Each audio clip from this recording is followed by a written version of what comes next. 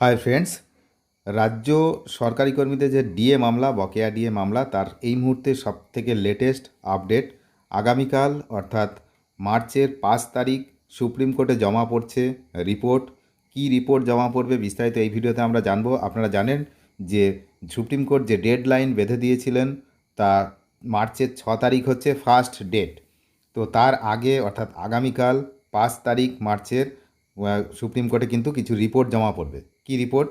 না, রাজ্য সরকারি কর্মচারীদের যে দীর্ঘ প্রতীক্ষিত যে ডিএ বা মহার্ঘ ভাতা মামলার নিষ্পত্তিতে একটি গুরুত্বপূর্ণ অধ্যায় কিন্তু আগামীকাল থেকেই শুরু হবে। কীরকম? সম্প্রতি সুপ্রিম কোর্টের বিশেষ নির্দেশনায় গঠিত কমিটি তাদের চূড়ান্ত রিপোর্ট পেশ করার শেষ লগ্নে এসে পৌঁছেছে। এই রিপোর্টের উপর ভিত্তি করেই নির্ধারিত হবে রাজ্যের যে লাখ লাখ সরকারি কর্মীরা এবং পেনশনভোগীরা, তাদের যে ডিএ, সেই ডিএর ভাগ্য। সুপ্রিম কোর্টের গত 5 ফেব্রুয়ারি 2026 নির্দেশ অনুযায়ী ডিএ সংক্রান্ত বিষয়গুলি খতিয়ে দেখার জন্য যে বিশেষ কমিটি গঠন করা হয়েছিল, তাদের রিপোর্ট জমা দেওয়ার সময়সীমা শেষ হচ্ছে আগামীকাল, অর্থাৎ 6 মার্চ 2026 ঠিক আগের দিন। আদালতের নির্দেশ মেনে 5 মার্চ অর্থাৎ আগামীকাল এর মধ্যেই কিন্তু এই হাই প্রোফাইল রিপোর্টটি জমা পড়ার কথা। এই রিপোর্টে মূলত বকেয়া মহার্ঘ ভাতার অঙ্ক এবং তা মেটানোর সুনির্দিষ্ট রূপরেখা ও রোড ম্যাপ উল্লেখ থাকবে। সুতরাং খুবই গুরুত্বপূর্ণ আগামীকালের দিনটি। শীর্ষ আদালতের গাইডলাইন অনুযায়ী এই বিশেষ কমিটিকে 3টি মূল স্তরের ওপর ভিত্তি করে তাদের কাজ সম্পন্ন করতে বলা হয়েছিল। সেগুলো আমরা একটু জেনে নিই। রাজ্য সরকারকে মোট কত টাকা বকেয়া ডিএ বাবদ কর্মীদের প্রদান করতে হবে তার একটি নির্ভুল এবং পুঙ্খানুপুঙ্খ হিসাব তৈরি করা।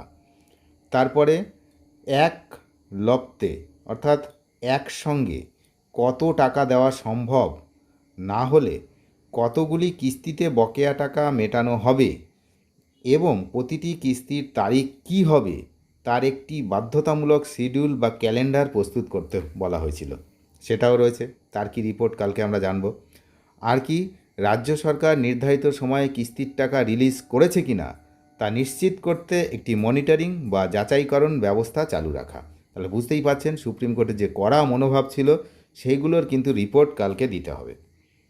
আদালতের পূর্ববর্তী নির্দেশ অনুসারে বকেয়া ডিএর প্রথম কিস্তি মেটিয়ে দেওয়ার জন্য রাজ্য সরকারকে খুব বেশি সময় দেওয়া হয়নি। আগামী 31 মার্চ 2026 মধ্যেই প্রথম দফার টাকা রিলিজ করার নির্দেশ রয়েছে। শোনা যাচ্ছে ইতিমধ্যেই রাজ্য প্রশাসনের প্রতিনিধিদের সঙ্গে কমিটির ভার্চুয়াল বৈঠকও সম্পন্ন হয়েছে। যদি রাজ্য সরকার এই প্রক্রিয়ায় কোনো আপত্তি না জানায় বা অসহযোগিতা না করে, তবে আগামীকালই চূড়ান্ত রিপোর্ট আদালতে পেশ করা হবে।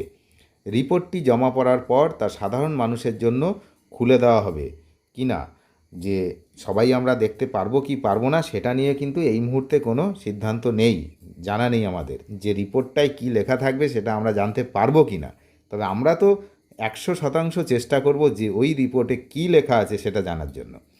তবে মামলাকারী সংগঠনগুলির আইনজীবীদের মাধ্যমে এই রিপোর্টের কিন্তু সারসংক্ষেপ বা পরবর্তী আইনি পদক্ষেপ সম্পর্কে আমরা কিন্তু জানতে পারবো, এমনটাই মনে করা হচ্ছে। এখন বিষয় হচ্ছে এই যে বকেয়া ডিএ যে ডেডলাইন, সেই ডেডলাইনের কিন্তু একটা তারিখ আগত, আর একদিন পর, অর্থাৎ মার্চের 6 তারিখ। তো কালকে 5 তারিখ। সুতরাং এই মুহূর্তে কিন্তু আবারও সরগরম এই ডিএ মামলা সুপ্রিম কোর্টে। এখন দেখা যাক যে আগামীকাল কি রিপোর্ট জমা পড়ে, সেই রিপোর্টে ঠিক কী লেখা থাকে সেগুলো কিন্তু আমরা নজর রাখছি। আপনারাও নজর রাখবেন। আর চ্যানেলে যারা নতুন তারা নিয়মিত আপডেট পেতে অবশ্যই চ্যানেলটিকে সাবস্ক্রাইব করে সঙ্গে থাকবেন। ধন্যবাদ।